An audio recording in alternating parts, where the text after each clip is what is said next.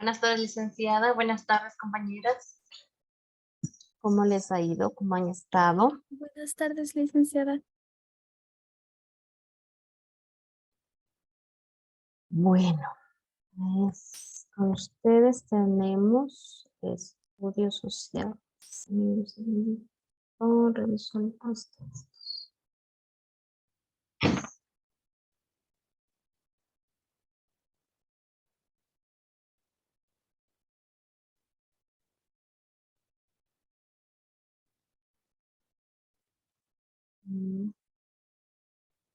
Dame un segundito, por favor, para poderles proyectar el texto.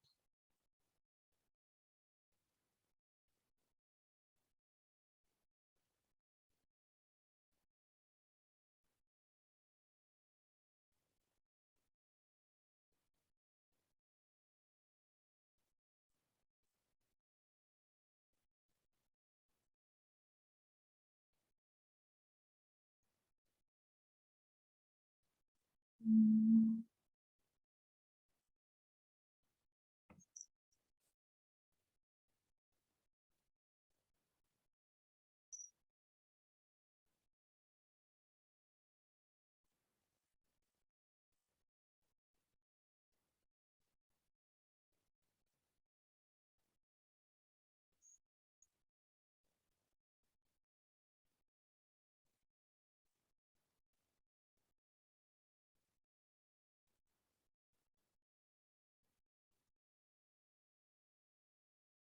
mm,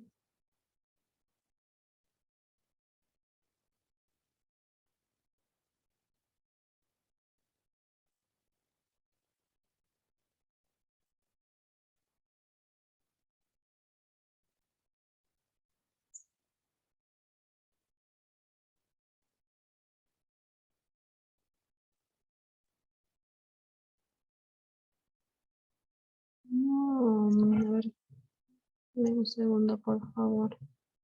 Voy a mezclar unas carpetas.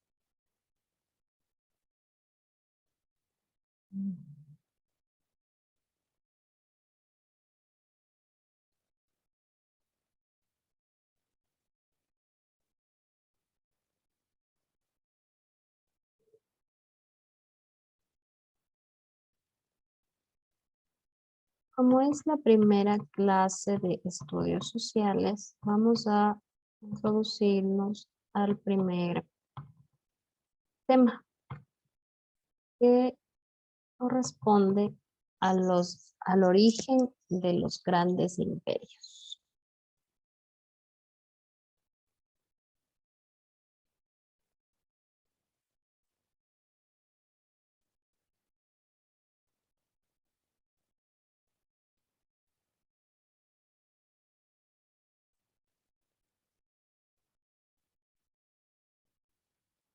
Yo tengo a ustedes como 5 estudiantes, pero desde la primera semana siempre han sido las 3, ¿verdad?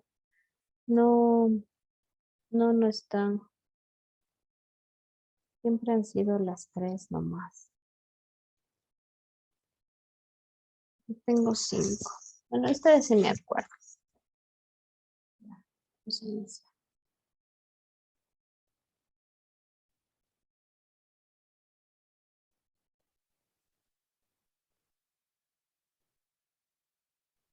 El origen de los grandes imperios.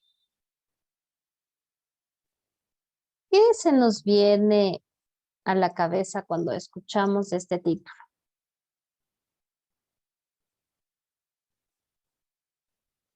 El origen de los grandes imperios.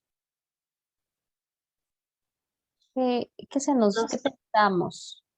Me imagino yo los antiguos, ¿Los antiguos qué? las personas antiguas, bien antiguas. ¿Qué dices, Esmeralda, tú?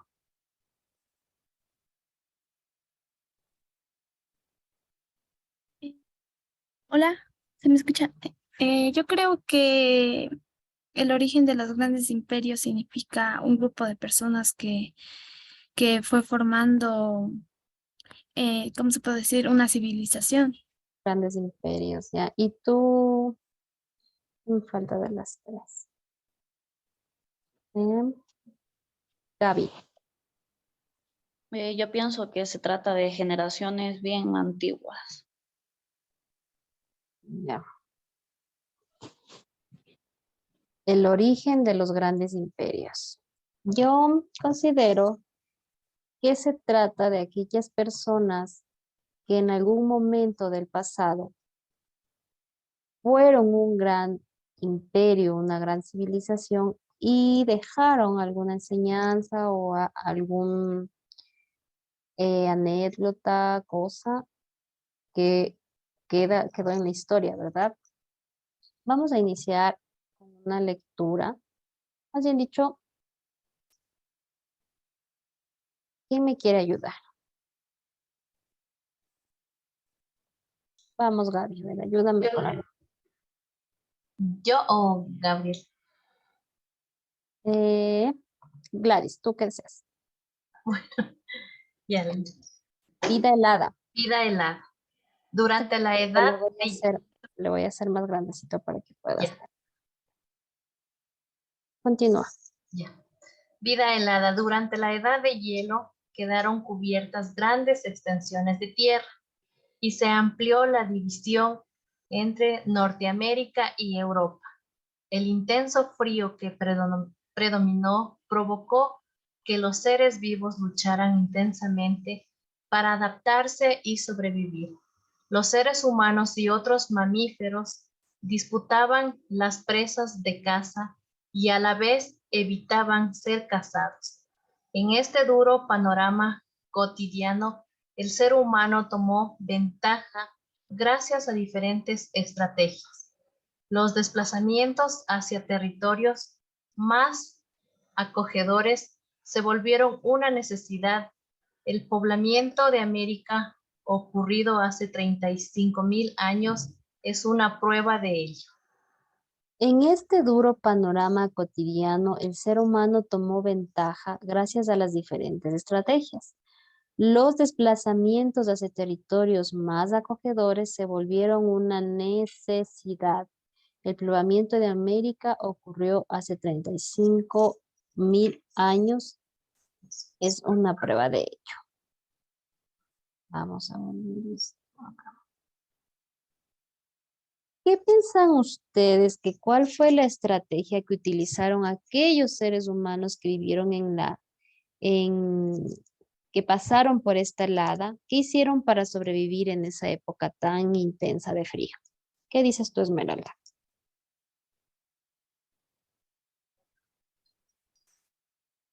Disculpe, licenciada, ¿me puede repetir la pregunta? Es que no la escuché. ¿Qué piensas tú acerca de qué estrategias utilizaron estas personas que vivieron en este intenso frío para sobrevivir? ¿Qué estrategias? Cazaban presas. Y ¿Para, también para su alimentación o para su vestimenta?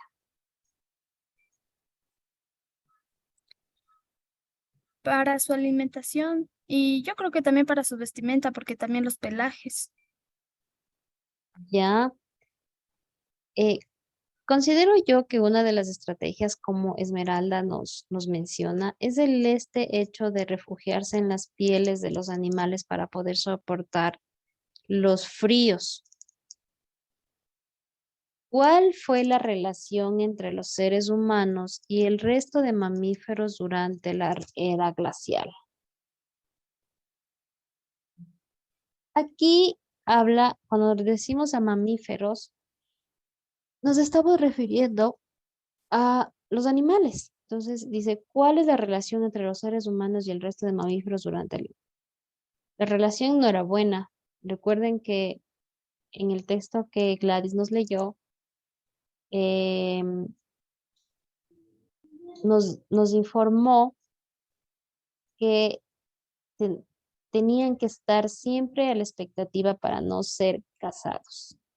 Nos necesitaban la casa y también se protegían para no ser casados.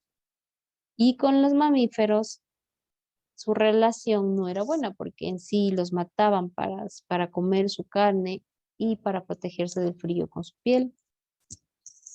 ¿Qué característica innata del ser humano le ha permitido sobrevivir y perpetuarse como la especie dominante? Esta pregunta es importante. ¿Qué característica tenemos nosotros los humanos que nos permiten sobrevivir? ¿Ustedes alguna vez se les ha cruzado por la cabeza, alguna vez se han imaginado alguna destrucción en la que ustedes tengan que pasar por cosas para sobrevivir? ¿Cuál sería esta característica innata que tiene el ser humano para sobrevivir? Cada una, a ver, me va a dar su punto de vista. ¿Qué característica innata creen que tiene el ser humano para sobrevivir y ser la especie dominante? Porque recordemos que el ser humano es un ser racional y en sí somos los dominantes por nuestra inteligencia que tenemos. Pero, ¿cuál es esa característica que nos ha permitido sobrevivir? Gaby, ¿tú qué piensas? La característica que nos ha permitido sobrevivir, usar la inteligencia al momento de sobrellevar un asunto. Ya, Gladys, ¿tú qué opinas?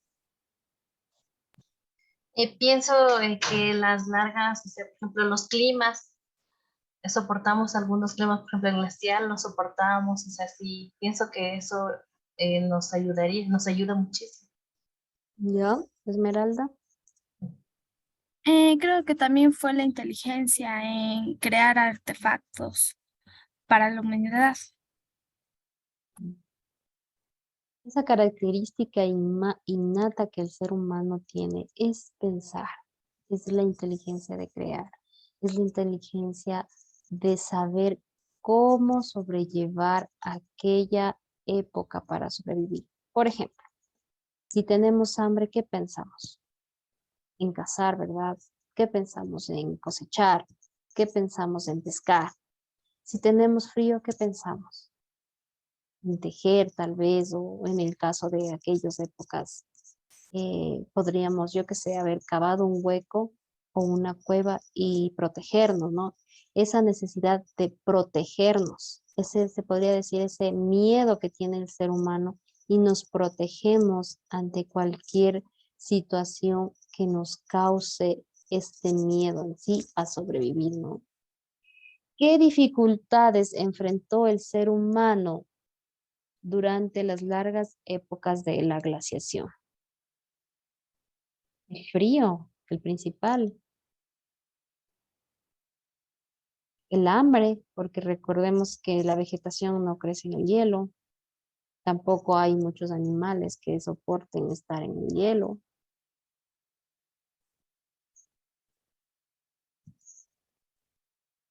En el texto que leímos da una idea clara de lo que el ser humano experimentó durante la era glacial. ¿Cuál era esa?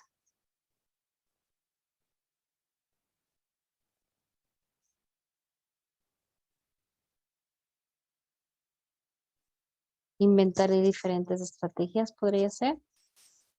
O disputar la casa para evitar también ser cazados.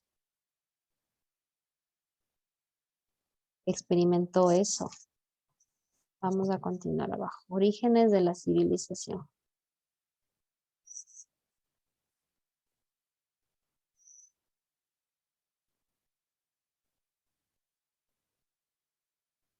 Forma de vida. El Mesolítico es el periodo de transición entre el Paleolítico y el Neolítico. Estas palabras son periodos, ¿no? Por las que el ser humano pasó, que fue aproximadamente hace 10.000 años antes de Cristo. Esta palabrita, 10.000 AC, significa antes de Cristo. Antes de Cristo, antes de Cristo. Es en ese momento cuando inician las primeras actividades agrícolas en el Medio Oriente. En Europa y en el resto de Asia se produjeron posteriormente este periodo A ver, espérame un segundo, me perdí. Ya en Europa y en el resto de Asia se produjeron posteriormente la agricultura, ¿no? En este periodo coincide también con el final de la última glaciación. Es decir, que hasta ahí fue el último congelamiento de la Tierra.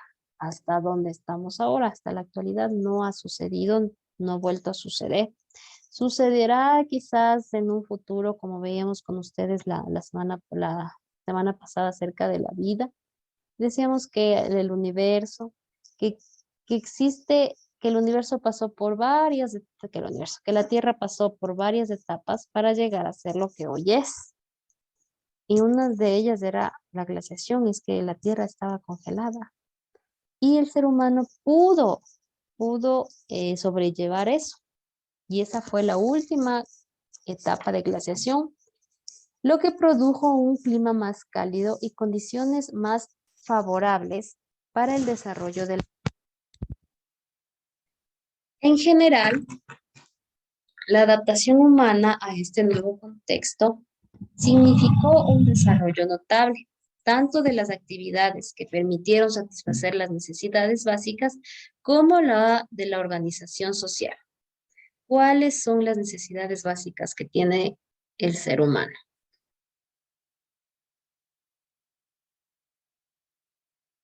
El primordial, ¿cuál es la necesidad básica que tiene el ser humano? Comer, ¿no es cierto? La primera necesidad básica, alimentarse. ¿Cuál otra necesidad básica tenemos? Hidratarse, licenciada. Hidratarse, Estar limpios, mantenernos saciados. dormir también es otro, descansar. Son necesidades básicas que el ser humano, sin eso no, o sea, al referirnos a necesidades básicas es que es imprescindible para poder seguir existiendo estas necesidades básicas. Y, ¿dónde me quedé? Como la organización. Asimismo, aquellos cambios trajeron sus propias distinciones en el arte y la religión. Inicialmente, la actividad del Homo sapiens se basaba en la caza, la recolección y la pesca. Miren que desde el Homo sapiens la necesidad básica de alimentarse ya estaba ahí, la recolección de caza y pesca. Por tanto, su vida era nómada. El nomadismo se modificó paulatinamente, ya que la estadía en un lugar determinado era cada vez más prolongada, por lo que reforzó los lazos familiares. Los lugares escogidos generalmente se situaban en las riberas de los ríos o costas. ¿Por qué creen que se situaban entre los ríos y costas? ¿Para abastecerse de qué? De alimento. De agua, de agua. Para abastecerse de agua, otra necesidad básica, como nos mencionó Gladys, el hidratarse. Se empezó a utilizar algunas técnicas para la construcción de albergues que concentraban a grupos humanos de 30 individuos aproximadamente. ¿Qué significa la palabra nómada? Porque decimos el Homo sapiens se basaba en la recolección y pesca en su vida cuando era nómada, que va de un lugar a otro sin establecerse en un lugar. Como por ejemplo, nosotros no somos nómadas, porque estamos fijos en un solo lugar.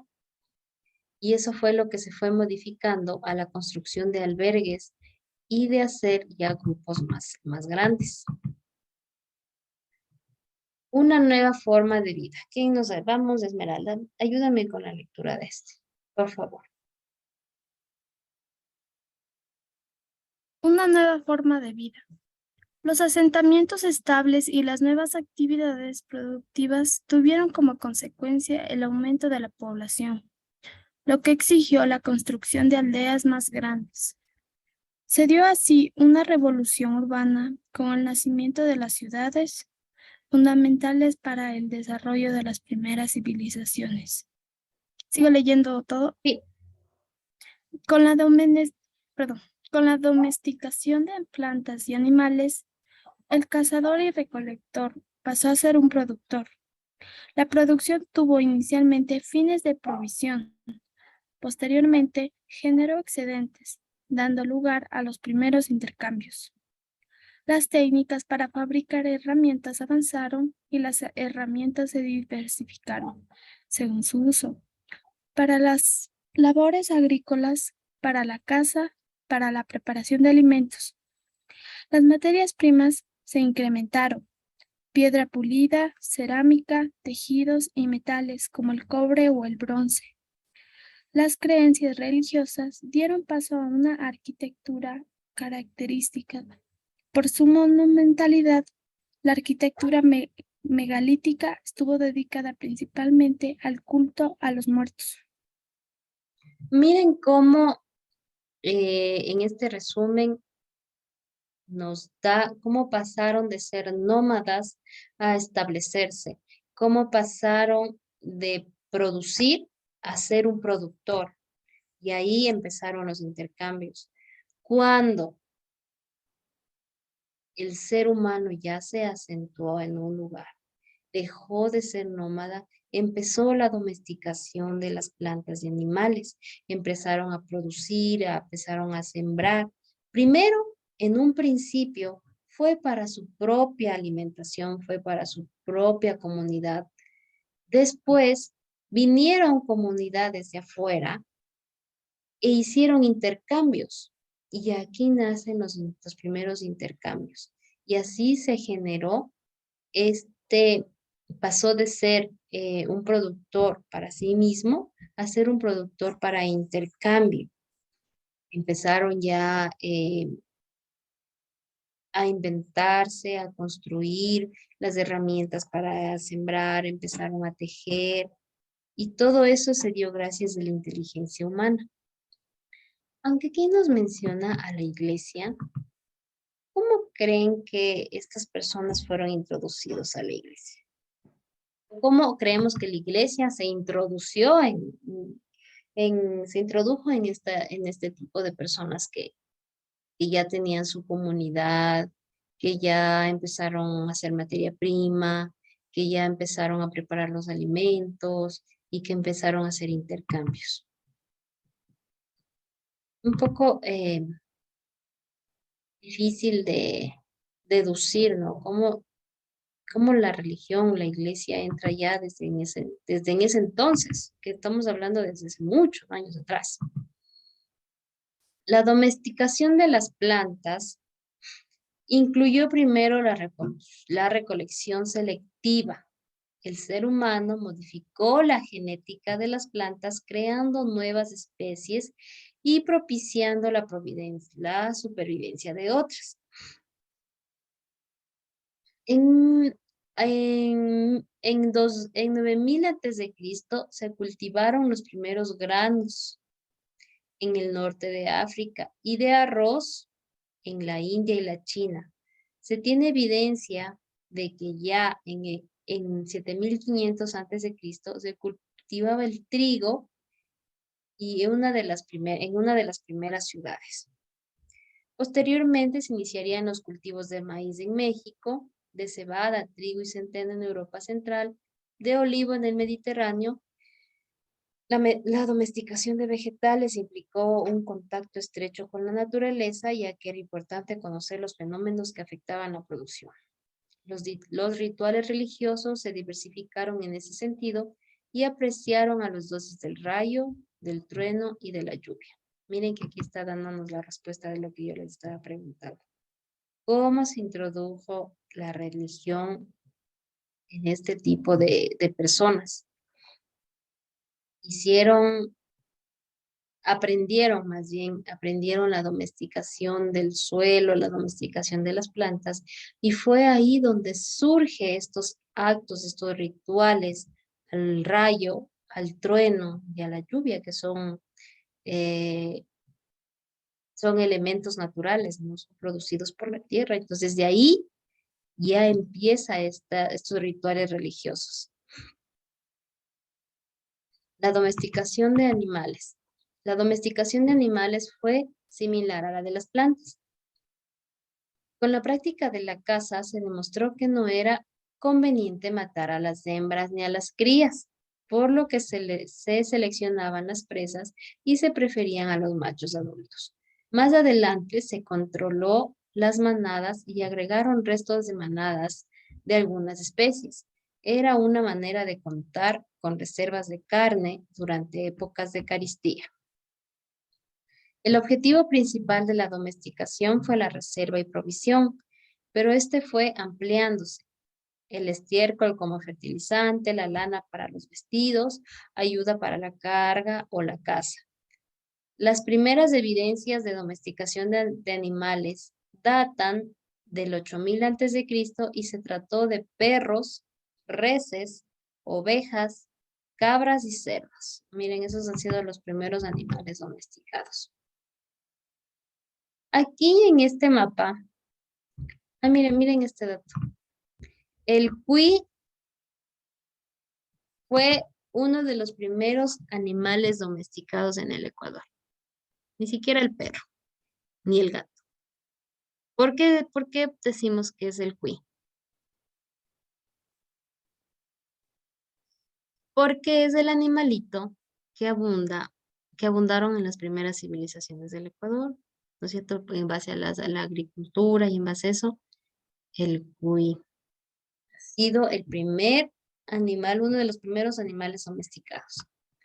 Acá abajo vamos a observar el mapa donde se aplicó la domesticación. Al hablar de la domesticación, no solo nos referimos a los animales, también nos referimos a las plantas, como el ser humano hizo ciertos injertos, se podría llamar, para obtener nuevas plantas, nuevos sabores. No solo la domesticación se basa en los animales, también en las plantas. Y aquí en este mapa podemos observar cómo, qué fue lo que domesticaron primero. Por ejemplo, miren aquí al sur de México tenemos el girasol, el maíz. En Ecuador podemos tener la papa, la llama, Perú algodón, maíz. Mientras que en Europa, en Asia, el arroz, la soya, por acá en África el pato, el trigo. Y esas son las áreas más representativas donde se realizaron las domesticaciones. Vamos a continuar.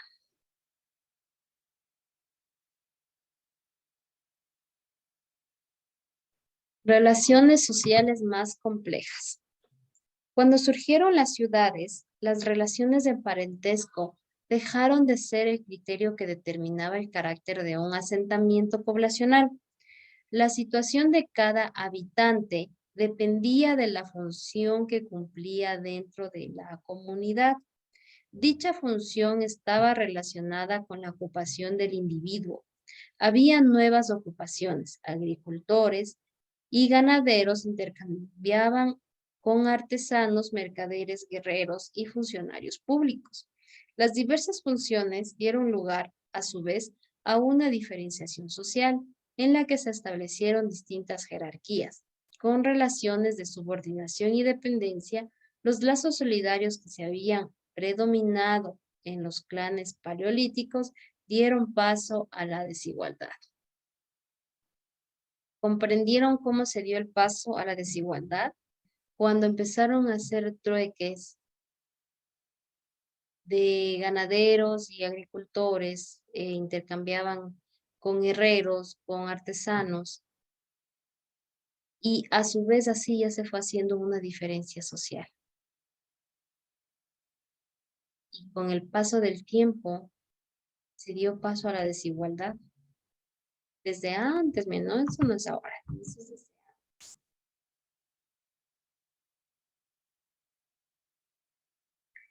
Mesopotamia, Egipto, India y China. Civilizaciones fluviales. Las primeras grandes civilizaciones que tuvieron característica en común se desarrollaron en los valles de grandes ríos, por lo cual se las conoce como civilizaciones fluviales. Las más importantes fueron las siguientes. En Egipto, en el valle del río Nilo, al noroeste de África, en Mesopotamia, en los ríos Tigris y Eufrates en el Asia Menor. Estas áreas que aquí se nos señalan, civilizaciones fluviales. Estas civilizaciones, ya mismo se me acaba, se nos cierra la sesión. Estas civilizaciones aprovecharon la cercanía de los grandes ríos. ¿Por qué se llama fluviales? Porque hace referencia a que está cerca de un río. Por ejemplo, cuando se habla y dice la ruta fluvial, no es es una carretera de agua, llamarla así, es una carretera, es un canal de agua, es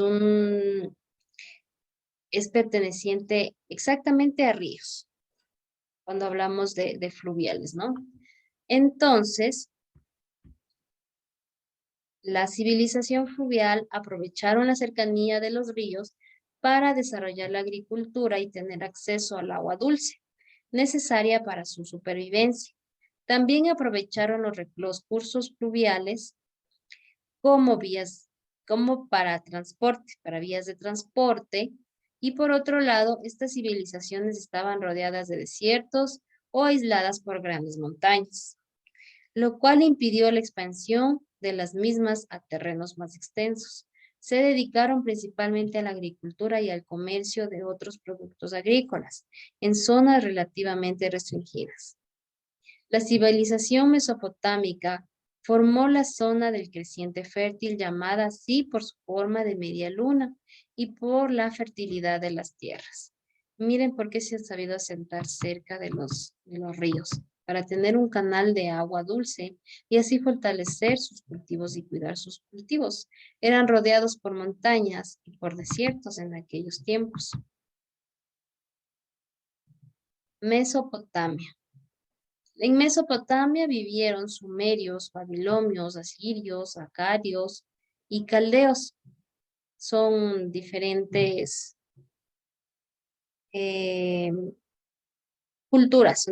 culturas que vivían en Mesopotamia, que se dedicaban a la pesca y a la agricultura.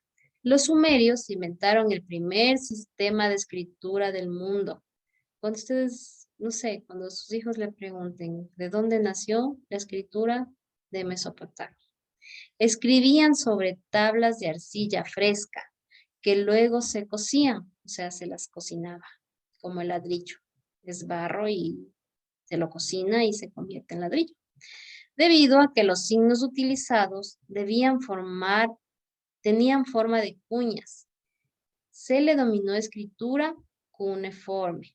La escritura nació por necesidades comerciales. Posteriormente fue adoptada por gobernantes y burócratas